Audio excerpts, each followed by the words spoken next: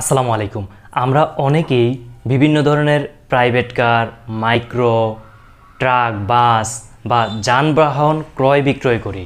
তো একটি যানবাহন ক্রয় বিক্রয়ের সময় স্টাম্প কিভাবে করতে হয়, কিভাবে স্টাম্প করলে এটি সঠিক হয়, যেটার মাধ্যমে আমি ভবিষ্যতে কোথাও আটকাবো না, সেই প্রসেসটি বিস্তারিত জানিয়ে দিচ্ছি এই ভিডিওতে। পুরো ভিডিওতে আপনাদের সাথে রয়েছে আমি নাজিম পাটোয়ারি। আপনারা দেখছেন নাজিমস গুডনেস। প্রিয় ভিউয়ার্স, আমি যে কোনো একটি গাড়ির উদাহরণ দিয়ে আপনাদেরকে পুরো প্রসেসটি বলবো। এখানে আপনি গাড়ির প্রাইভেট কারের জায়গায় ট্রাক বসাতে পারেন, ট্রাকের জায়গায় বাস বসাতে পারেন বা যে কোনো যানবাহন। সর্বপ্রথম আপনার বর্তমান নিয়ম অনুযায়ী 300 টাকার স্টাম্প লাগবে।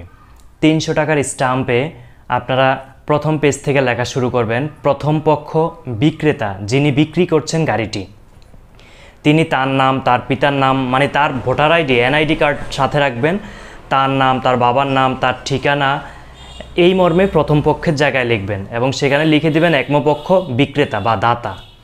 তারপরের স্টেপে আসবে দ্বিতীয় পক্ষ গ্রহীতা। সেখানে দ্বিতীয় পক্ষ যিনি কিনতেছেন তার ভোটার আইডি অনুযায়ী তার তথ্য সেখানে লিখতে হবে, নাম, ঠিকানা, এই বিষয়গুলো। এই দুইটা স্টেপ সুন্দরভাবে নির্ভুলভাবে সম্পন্ন করার পর তৃতীয় যে স্টেপ, সেখানে আপনারা চুক্তিপত্রের নিয়মাবলীটা সেখানে উল্লেখ করবেন। যেমন ধরেন কত টাকা, গাড়িটা কি গাড়ি, যে এই কোম্পানির এই গাড়ি, গাড়িটার রেজিস্ট্রেশন নাম্বার লিখবেন, সেসিস নাম্বার লিখবেন, ইঞ্জিন নাম্বার লিখবেন। এই প্রাথমিকভাবে গাড়িটার বর্ণনা দিবেন, গাড়িটা কি গাড়ি। এটা দেওয়ার পর আপনার যে বিক্রেতা তার নাম, ঠিকানা আবার লিখতে হবে। নাম লিখলেই হবে, যেহেতু ঠিকানা উপরে লেখা আছে, এখানে নাম লিখবে যে আমি আমার প্রয়োজনে এই গাড়িটি অমুকের কাছে, মানে ক্রেতার কাছে বিক্রি করছি।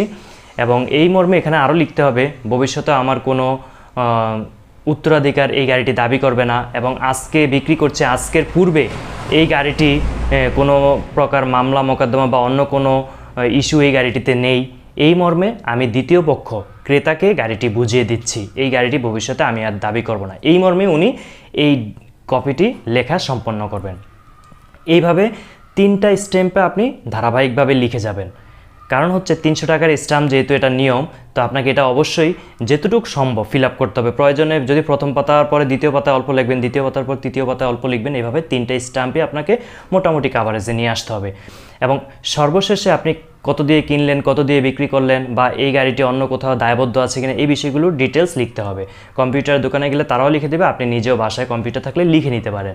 এরপর শেষ পৃষ্ঠায় থাকবে হচ্ছে আপনার প্রথমত দাতা স্বাক্ষরের জায়গা ডান পাশে, তার নিচে গ্রহীতার স্বাক্ষরের জায়গা ডান পাশে, বাঁ পাশে থাকবে 3 জন অথবা 5 জন সাক্ষীর কলাম, যেখানে এই গাড়িটা ক্রয় বিক্রয়ে যারা সাক্ষী হিসেবে থাকবে তাদের নাম ঠিকানা লেখার অপশন থাকবে। এই বিষয়গুলো সম্পন্ন করলে আপনার স্ট্যাম্পটি লেখা সম্পন্ন হলো। এবার এই স্ট্যাম্পটিতে ক্রেতা এবং বিক্রেতার 1 কপি 1 কপি 2 কপি ছবি লাগাবেন প্রথম পেজে। এরপর ক্রেতা এবং বিক্রেতা স্ট্যাম্পের কোন অংশে স্বাক্ষর করতে হয় সেটাও আমি দেখিয়ে দিচ্ছি, ডিসপ্লেতে লক্ষ্য করুন। ক্রেতা এবং বিক্রেতা উভয়ে স্বাক্ষর দিবেন। দ্বিতীয় পেজে ক্রেতা বিক্রেতা স্বাক্ষর দিবেন। তৃতীয় পেজেও যেখানে যার স্বাক্ষরের স্থান রয়েছে সেখানে স্বাক্ষর দিবেন। স্বাক্ষরগুলো অবশ্যই সঠিকভাবে সুন্দরভাবে সম্পন্ন করবেন। এরপর সাক্ষীদের স্বাক্ষর নেবেন। তারপর পুরো বিষয়টি একবার দেখবেন কোনো ভুল আছে কিনা। এই কাজগুলো কমপ্লিট হলে আপনি এই স্ট্যাম্পটিকে, অনেকে শুধু রেখে দেয়, কিন্তু না, এই স্ট্যাম্পটিকে নোটারি পাবলিক করতে হবে। সাধারণত জজ কোর্টে দেখবেন যে নোটারি লেখা থাকে, অনেকে অ্যাডভোকেট নোটারি করে, তাদের কাছে নিয়ে গেলে 300 টাকার এই স্ট্যাম্পটা তারা নোটারি করে দিবে। 100 অথবা 200 বা 300 টাকা তারা এটার জন্য চার্জ নিতে পারে। এটা করে নিলে এই স্ট্যাম্পটা আরও ভ্যালু বেড়ে যাবে। এবং এই স্ট্যাম্পটা একাধিক কপি করে ক্রেতা বিক্রেতা উভয়ে রাখতে পারেন। মূল কপিটা অবশ্যই ক্রেতা রাখবেন, যিনি গাড়িটি ক্রয় করেছেন। বিক্রেতাও চাইলে কপি একটি তৈরি করে রেখে দিতে পারেন।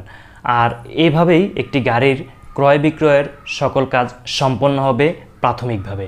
এবার এই যে প্রসেসটা আমি মুখে বললাম, এটা অনেকেই হয়তো ঘুলিয়ে ফেলতে পারেন, ভুলে যেতে পারেন। এজন্য ভিডিওর ডিসক্রিপশানে পুরো প্রসেসটি একটি নমুনা আমি এখানে দিয়ে দিলাম। আপনারা ভিডিওর ডিসক্রিপশান থেকে এটা দেখেও এই যে বিষয়গুলো বললাম এগুলো আপনি সেখান থেকে সংগ্রহ করে আপনার কাজ সম্পন্ন করতে পারেন। কোনো বিষয়ে কোনো জায়গায় বুঝতে সমস্যা হলে, না বুঝলে অবশ্যই কমেন্ট করে জানাবেন, আমরা রিপ্লাই দেওয়ার চেষ্টা করব। আশা করি আমাদের সাথেই থাকবেন। আল্লাহ হাফেজ।